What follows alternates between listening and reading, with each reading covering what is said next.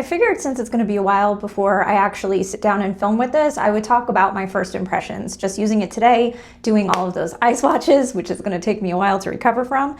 But I think the thing that impressed me the most was how it isn't as straightforward. I mean, they swatch nice, they look nice in the pan, but some of these colors actually had a little more nuance to them than I originally gave them credit for. I think I was comparing them to indie duochromes, or Danessa Myricks duochromes. Like here, for example, this is the Danessa Myricks and this is the Pat McGrath, and one is way shiftier than the other. You can see right away that this from Danessa Myricks is a duochrome, and this one, you don't really know right away if it's just straight orange or if there's a gold flip.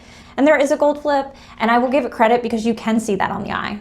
And while I'll never try to make the argument that I actually needed this, I am glad that I picked it up. It's my favorite from them from Holiday for years and years now. I never reach for my megas. As nice as it is to have all those options, even from like a few years ago when the formulas were a little better in my opinion, I'm not sure.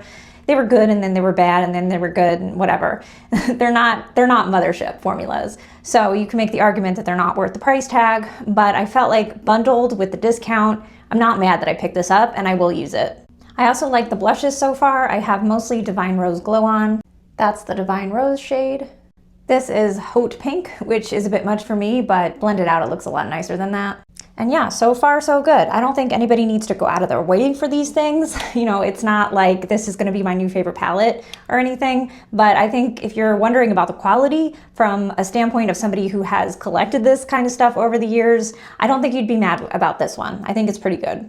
And I look forward to playing with it more and creating more looks. Today was, showgirl inspired, although my eyes are in such rough shape now, nothing was gonna look excellent, but I hope to come up with some better looking looks and post those soon.